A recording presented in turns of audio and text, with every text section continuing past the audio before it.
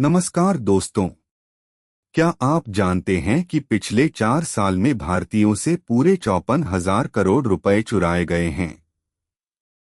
और सबसे बड़ी बात यह है कि देश के चीफ जस्टिस खुद कह रहे हैं कि इसमें बैंकों का हाथ है। ये कहानी शुरू होती है 78 साल के नरेश मल्होत्रा से। दिल्ली के गुलमोहर पार्क में रहने वाले मल्होत्रा एक रिटायर्ड बैंकर हैं। सुनिए क्या हुआ इनके साथ। एक दिन फोन आया। खुद को एड और सीबीआई का अफसर बताने वाले लोगों ने कहा कि उनका आधार कार्ड पुलवामा अटैक से जुड़ा है। नारकोटिक्स, टेरर फंडिंग, सब कुछ। करीब 1 महीने तक इनको घर में ही डिजिटल अरेस्ट में रखा गया। एक एक करके 7 अलग अलग बैंकों के जरिए Kotak, HDFC, axis, ICICI, IndusInd, city union और येस बैंक, इनके खाते से 22 करोड़ 92 लाख रुपए ट्रांसफर करवा लिए गए। सोचिए दोस्तों, एक रिटायर्ड बैंकर जो अपनी पूरी जिंदगी बैंक में ही काम करता रहा है, उसी को बैंक नहीं बचा पाए। अब वो खुद सुप्रीम कोर्ट में केस लड़ रहे हैं, कह रहे हैं कि बैंकों ने अपना काम नहीं किया। जब इतने बड़े बड़े ट्रांजैक्शन हो रहे थे, उन्हें रोकना चाहिए था। और ये सिर्फ एक केस नहीं है दोस्तों। दिल्ली के ग्रेटर कैलाश में एक बुजुर्ग आईआईटी ग्रेजुएट और उनकी डॉक्टर पत्नी 14 करोड़ रुपए गंवा बैठे। हैदराबाद के 81 साल के एक बिजनेसमैन 7 करोड़ 12 लाख। मुंबई की 77 साल की एक महिला करीब 4 करोड़। और सबसे दर्दनाक, मार्च 2025 में कर्नाटक में एक बुजुर्ग कपल ने 50 लाख के धोखे के बाद आत्महत्या कर ली। आत्महत्या दोस्तों। अब समझिए ये डिजिटल अरेस्ट है क्या? कोई फर्जी सीबीआई या एड का अफसर आपको कॉल करता है, कहता है आपके आधार से कोई अपराध जुड़ा है।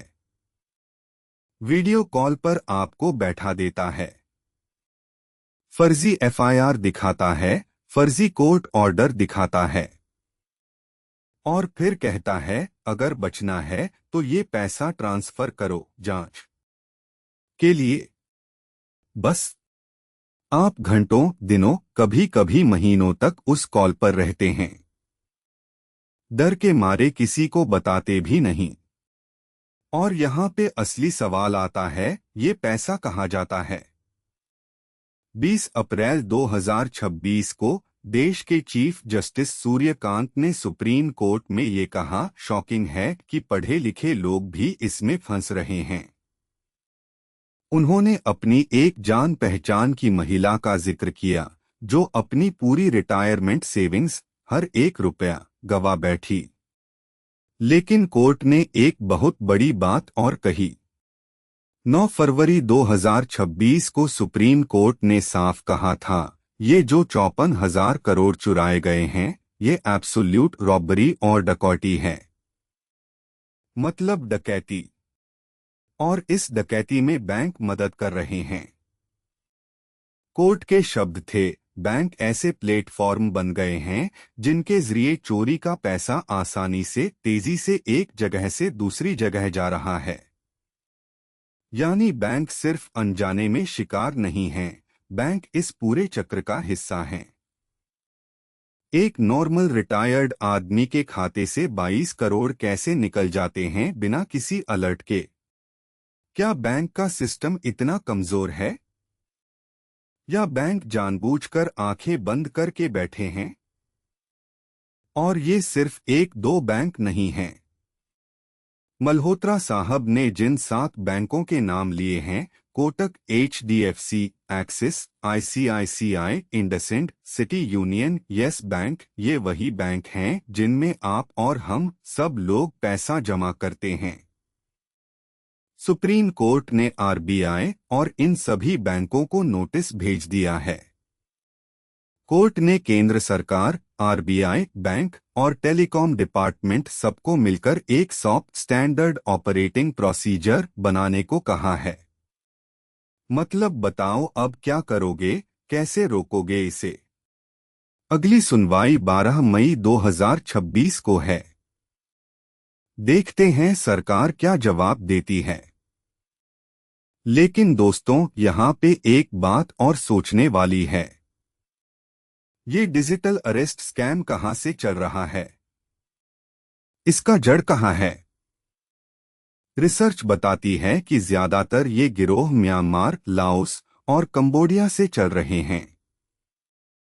वहाँ बड़े बड़े स्कैम सेंटर्स हैं, जहाँ भारतीय भाषा बोलने वाले लोगों को जबरन फंसाकर ये काम करवाया जाता है। मतलब पैसा भारत से निकलता है, भारतीय बैंकों से गुजरता है और सीधे विदेश में पहुंच जाता है। अब सबसे जरूरी बात, आप क्या करें? पहली बात, कोई भी पुलिस, सीबीआई, एड, आरबीआई, कोई भी सरकारी एजेंसी आपको वीडियो कॉल पर अरेस्ट नहीं कर सकती। भारतीय कानून में डिजिटल अरेस्ट जैसी कोई चीज है ही नहीं। अगर कोई ऐसा बोल रहा है, वो 100% फ्रॉड है। दूसरी बात, अपने माता पिता से, अपने बड़े बुजुर्गों से इस बारे में बात करिए आज ही। ज्यादातर विक्टिम्स 60 साल से ऊपर के होते हैं। उन्हें बताइए, अगर कभी ऐसा कोई कॉल आए, तुरंत कॉल काटो और 1930 पर साइबर क्राइम हेल्पलाइन को रिपोर्ट करो। तीसरी बात, ये वीडियो शेयर करिए। जितने ज्यादा लोग जानेंगे, उतने कम लोग फंसेंगे। अब आप बताइए, क्या सुप्रीम कोर्ट सही कह रहा है कि बैंक इसमें शामिल हैं? क्या सरकार काफी कर रही है? कमेंट में बताइए। और अगर आपके किसी जानने वाले के साथ ऐसा हुआ है, तो उनकी कहानी कमेंट में शेयर करिए ताकि सब सीख सकें। ये है अनटोल्ड इंडिया। सब्सक्राइब करिए, बेल आइकन दबाइए। जय हिंद।